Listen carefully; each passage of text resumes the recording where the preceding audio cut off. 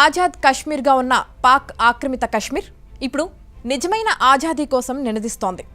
నిత్యం నిరసనలు, ఆందోళనలతో అట్టుడికిపోతోంది. మా కొద్దీ పాక్ దొరతనమని తేల్చి చెబుతోంది. దశాబ్దాలుగా పాక్ నియంతృత్వం కింద నలిగిపోయిన స్థానికులు తిండి కోసం, కరెంటు ఛార్జీల తగ్గింపు కోరుతూ 3 ఏళ్ల క్రితం మొదలుపెట్టిన శాంతియుత నిరసనలు పెళ్లుబుకుతున్న ప్రజాగ్రహంతో పెనుజ్వాలుగా మారాయి. కాశ్మీరీ శరణార్థుల పేరిట తమ అసెంబ్లీలో 12 సీట్లలో పాక్ తన వారిని దొడ్డిదారిన కూర్చోబెట్టడం, దాన్ని సుప్రీంకోర్టు సైతం అడ్డుకోకపోవడంతో జూన్ మొదటి వారం నుంచి పీఓకే అగ్నిగుండంలా రగులుతోంది. మహిళలు, పిల్లలు సైతం రోడ్ల మీదకు వచ్చి పాక్ సైన్యం తమ గడ్డ మీద నుంచి వెళ్లిపోవాలని డిమాండ్ చేస్తున్నారు. కాశ్మీర్ ప్రజల స్వాతంత్ర ఆకాంక్ష గురించి ప్రపంచ వేదికలపై పదే పదే మొసలి కన్నీళ్లు కార్చే పాకిస్తాన్ పీఓకే ప్రజల నిరసనలను అత్యంత క్రూరంగా అణిచివేస్తోంది.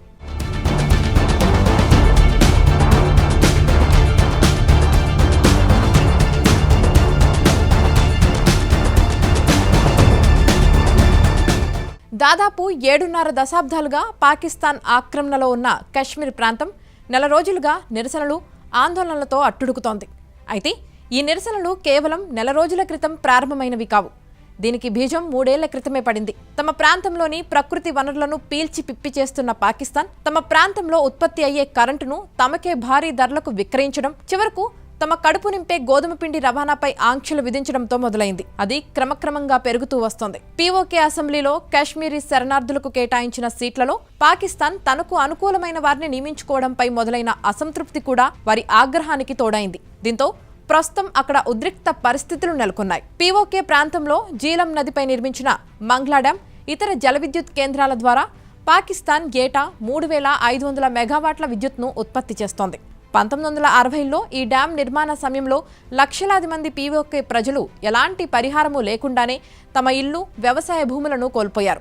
ఆ విద్యుత్ ఉత్పత్తికి పాకిస్తాన్కు అయ్యే ఖర్చు యూనిట్కు ₹1.5 నుంచి ₹2.5 పాకిస్తానీ రూపాయల దాకా అవుతుంది. కానీ పాకిస్తాన్ ఆ విద్యుత్పై రకరకాల పన్నులు, సుంకాలు, సర్ఛార్జీలు వేసి పీఓకే ప్రజల నుంచి యూనిట్కు 30 నుంచి 45 వరకు ముక్కుపిండి వసూలు చేస్తోంది.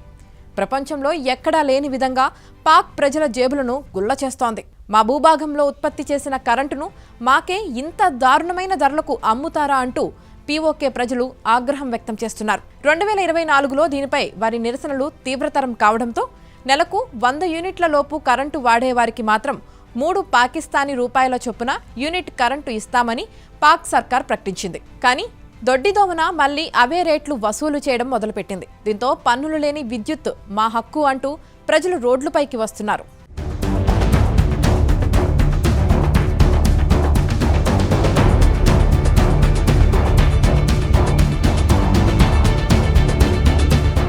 కరెంటు సంగతి ఇలా ఉంటే పీఓకే ప్రజల ప్రధాన ఆహారమైన గోధుమ పిండికి 3 ఏళ్లుగా అక్కడ తీవ్ర కొరత ఏర్పడింది. పీఓకే అంతా కొండలు, గుట్టల ప్రాంతమే కావడంతో వారికి సొంతంగా గోధుమలు పండించుకునే అవకాశం లేదు. 1960లో మంగ్లా డ్యాం కోసం పాక్ సర్కార్ తమ భూములు లాక్కోవడంతో పీఓకే ప్రజల్లో పెరిగిన ఆగ్రహాన్ని చల్లార్చడానికి 1970ల నుంచి పాక్ సర్కార్ సబ్సిడీపై గోధుమ పిండి ఇవ్వడం మొదలుపెట్టింది.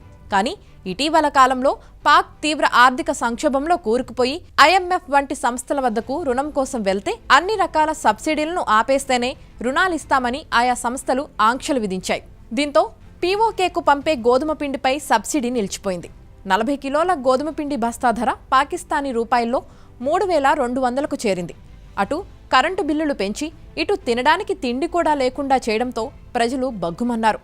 మహిళలు, చిన్నారులు సైతం రోడ్లపైకి వచ్చి నిరసనలు తెలుపుతున్నారు. మరోవైపు పాక్ ఆక్రమిత కాశ్మీర్ అసెంబ్లీలో మొత్తం 53 సీట్లుంటాయి. అందులో 12 సీట్లను కాశ్మీరీ శరణార్థులకు కేటాయించారు. అంటే మన కశ్మీర్ నుంచి పాకిస్తాన్కు వలస వెళ్లిన వారు ఆ 12 స్థానాలకు పోటీ చేయవచ్చు. కానీ ఆ సీట్లకు సంబంధించిన ఓటింగ్ అంతా పాకిస్తాన్లోనే జరుగుతుంది, పీఓకేలో కాదు. ఈ లొసుగును అడ్డం పెట్టుకుని పాక్ పాలకులు ఆ స్థానాల్లో తమకు నచ్చిన వారిని కూర్చోబెడుతోంది. వారికి ఇచ్చే జీతభత్యాలు మాత్రం పీఓకే ప్రజలు కట్టే పన్నుల నుంచే ఇస్తున్నారు. ఈ వ్యవహారంపై పీఓకే ప్రజలు తీవ్ర ఆగ్రహం వ్యక్తం చేస్తున్నారు.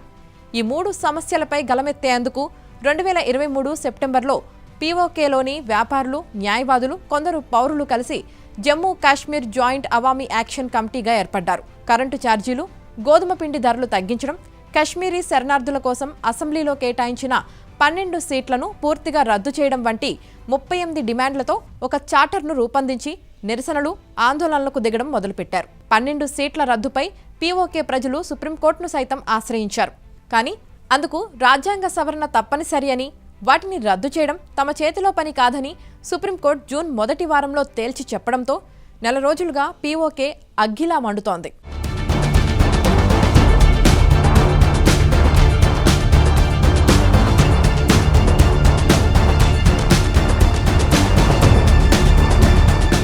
ప్రజల నిరసనలను స్థానిక పోలీసులు సమర్థవంతంగా అడ్డుకోలేకపోవడంతో పాక్ సైన్యం తన కనుసన్నల్లో పనిచేసే పాకిస్తాన్ రేంజర్స్ను రంగంలోకి దింపింది. ముజఫరాబాద్, రావాలాకోట్, మీర్పూర్ తదితర పట్టణాల వీధుల్లో తిరుగుతూ లాఠీ చార్జీలు, కాల్పులతో విచక్షణారహితంగా నిరసనకారులపై విరుచుకుపడుతున్నారు. దీంతో 25 మందికి పైగా చనిపోగా పెద్ద సంఖ్యలో ప్రజలు గాయపడ్డారు. మరోవైపు జేఏఏసీని ఉగ్రవాద సంస్థగా ప్రకటించి బ్యాన్ చేసిన పాకిస్తాన్ సర్కార్ ఇప్పటిదాకా నిరసనలో పాల్గొన్న 600 మందికి పైగా ఉద్యమకారులను అరెస్టు చేసింది. ఉద్యమానికి వెన్నెముకలా నిలిచిన జేఏఏసీ ప్రధాన కేంద్ర కమిటీ నాయకుడు షౌకత్ నవాజ్ మీర్ను జూన్ 30న అరెస్టు చేసింది. 48 గంటల్లోగా వీరందరినీ విడుదల చేయడంతో పాటు తాము చేసిన 38 డిమాండ్లను నెరవేర్చాలని జూలై 4న జేఏఏసీ అల్టిమేటం జారీ చేసింది. లేని పక్షంలో జూలై 9న తాము అంతిమ నిర్ణయాత్మక చర్యకు దిగుతామని హెచ్చరించింది. ఇక తీవ్ర నిర్బంధం, అణచివేతతో ఇప్పటికే ఇబ్బంది పడుతున్న పీఓకే ప్రజలు 3 వారాలుగా పాక్ సర్కార్ ఆహారం, ఔషధ సరఫరాలను నిలిపివేయడంతో సాయం కోసం భారత్ వైపు చూస్తున్నారు. దీంతో జేఏఏసీ లీడర్ సర్దార్ అమన్ ఖాన్ ఇటీవలే రావాలాకోట్లోని ఈద్గా మైదానంలో వేలాది మందితో జరిగిన బహిరంగ సభలో ఆహారం, మందుల కోసం భారత్ సాయాన్ని అర్థించారు. అంతేకాదు, పీఓకే అనేది పాకిస్తాన్లో భాగం కాదని, తమకు పాకిస్తాన్ అవసరం లేదని, పాక్కే పీఓకే అవసరమని గుర్తు చేశారు. హమ్ లేకర్ రహంగే ఆజాదీ, మేము మా స్వేచ్ఛను లాక్కుంటామని నినదించారు. పాక్ ప్రభుత్వం ఇలాగే వ్యవహరిస్తే తమకు వేరే మార్గాలు ఉన్నాయని చెప్పడం ద్వారా భారత్తో చేతులు కలుపుతామని పరోక్షంగా హెచ్చరించారు. సభకు వచ్చిన ప్రజలను ఉద్దేశించి మనం ఇప్పుడు లైన్ ఆఫ్ కంట్రోల్ వైపు మార్చ్ చేద్దామని ఆయన ప్రశ్నించగా వేలాది గొంతుకులు పదండి అటే వెళ్దామని బదులివ్వడం, 40,000 మందికి పైగా మహిళలు, చిన్నారులు సైతం తెల్ల జెండాలు ధరించి సభలో పాల్గొనడం పాక్ వెన్నులో వణుకు పుట్టిస్తోంది.